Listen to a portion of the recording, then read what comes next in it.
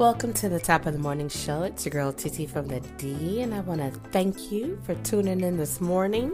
We didn't have a show yesterday morning, which was Memorial Day, due to the holiday, and also I just returned from out of town from celebrating the homegoing of my father's last sibling, and so we got in pretty late, and it was just like, oh, I need to rest. And, you know, you need to have a day of rest. And so, although a lot of times our shows are pre-recorded, it was just like the plan. The plan I had, you know, as you know, life goes, it's not always the plan we'll get. So, that's why we didn't have a show yesterday. And I kind of thought I had it all lined up. But sometimes, and I do mean sometimes we just have to really give in to what is right at our feet. And this morning, although this morning I had a different idea last week about this show, it's going to be talking a lot based on some conversation I've been having lately with some amazing women. The love language, right? Let's talk about the love language. Now, a lot of you may know that there are 5 original love languages. But did you know that there are 2 new ones in tow that describe how individuals like to give and receive love, which is genius. But it begins the question, can all love languages be compatible? Are some love languages better than others together? What happens when one person's love language is so different that their partner has trouble understanding their language? We like to look at compatibilities. You know, oh, I'm compatible with her, I'm compatible with him. And then we look and we want to add in the two new love languages, right? Which makes us curious. But we have to understand that the best and most challenging love language is pairing, right? It's like you really kind of look for someone that's like you, but not like you, if that makes any sense. If you're not familiar with the concept of love languages, it's okay. And finding out which love language you resonate most with, it doesn't take a lot of deep diving, right? It doesn't. As long as you are really in tune with yourself and what makes you tick, what makes you happy, I think that you'd be able to figure out your love language. Now, let's go over a few of them. Words of affirmation. I love that. That's one of my love languages, right? And this means someone with this love language, like myself, right, expresses their affection with praise, appreciation, encouragement, motivation. And we do it by writing, texting, or talking ear to ear, face to face. It's like one of the dopest communication keys that you could give someone like myself, right? Then receiving gifts. Receiving gifts sometimes gets a bad reputation as a love language, right? But it's not any less valid than any other ones. And if this is your love language, that's fine. That's fine. The actual gift is a physical representation that your partner could be thinking of you. And that means a lot to you, right? When people say, oh, it's the thought that counts. Do they really mean it? Do they really mean it? Do you really mean it when you say that? Oh, it's the thought that counts. Quality time is another one. I'm big on quality time as well. See, those like myself who value quality time as a love language, we prioritize meaningful time with our partners. We create moments, right? We get deep down into it. We go the distance, right? Now, this doesn't mean that we require a partner's presence at all times, but when we are with our partners, we like their undivided attention, and we want the same in return, right? Because it's called quality, not quantity of time, quality time. And then another one, acts of service. If you're the kind of person who pays more attention to show rather than tell, acts of service could be your love language. If you're like, listen, show me, don't tell me, then acts of service, right? You could say, I love when and this could be us ladies, right? I love when a man opens my door for me when we're getting ready to go anywhere. It doesn't have to just be date night. Just open the door for me. Whether that's a car door, a house door, a place of business we going into, you open the door. It's an act of service. Something so simple. But you'd be surprised how many men don't open the door. Right? Now, for the fellas, it could be, I love when my wife, I don't know. Fellas, I love when she runs me a hot bath, if you like taking baths, right? Or when she books me an appointment, right? For a massage or a pedi or a mani, if you get those. That's an act of service. And I'm just saying because it could be so many different ones. My husband likes acts of service. I like acts of service. It's two of our love languages that we mimic, right? And then you have physical touch. The love language of physical touch is all about receiving love through touch. The closeness. Holding hands. Stroking one's shoulder, rubbing their back, rubbing their forehead, running your hands through their hair or over their head, cuddling, right? It's more than just having sex, being intimate. It's more to it than just being intimate. Because think about it. For a person that can't be intimate anymore, but they love physical touch, it's being in the same room, sharing the same space, sitting on their lap or laying your head on their lap.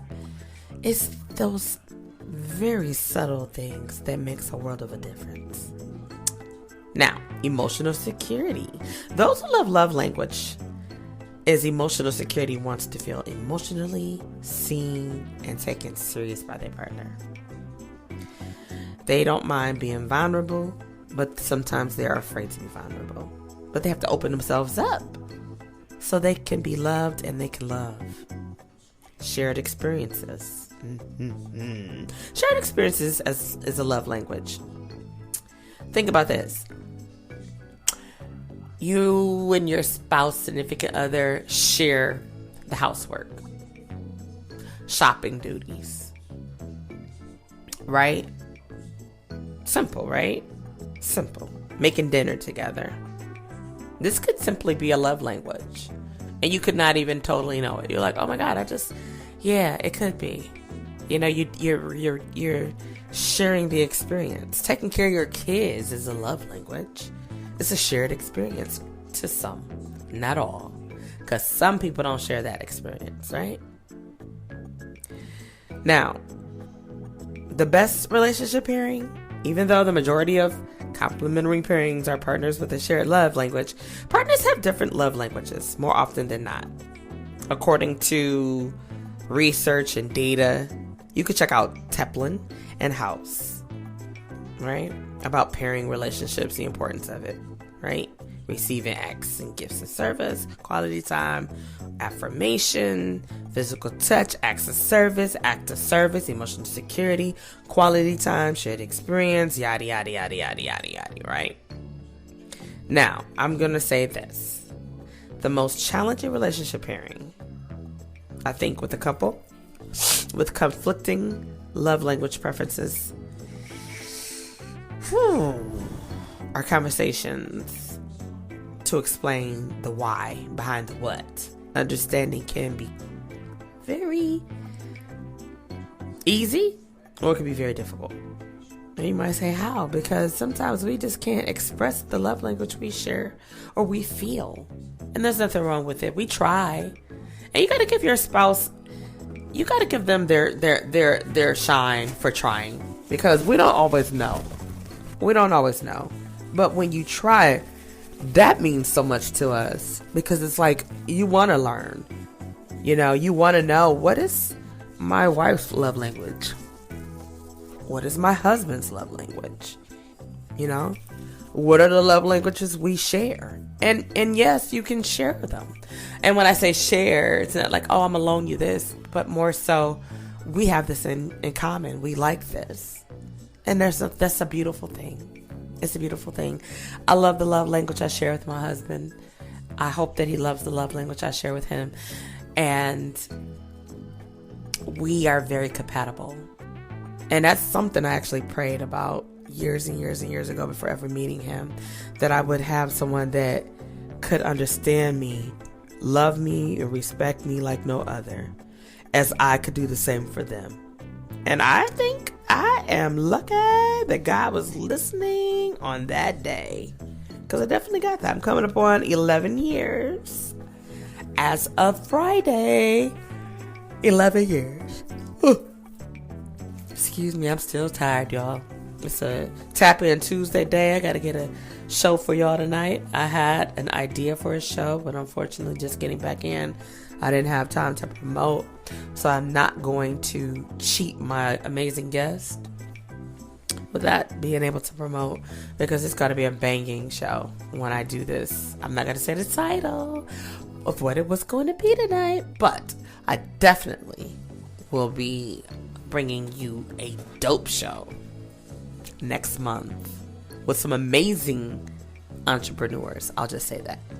So that's all I have for you on this terrific Tuesday. I hope that you had a wonderful weekend, a great long 3-day or 4-day holiday vibe, whatever it looks like for you. I hope that you are ready for an amazing week. We're supposed to have wonderful weather here in Michigan for the next 13 days, from what I understand.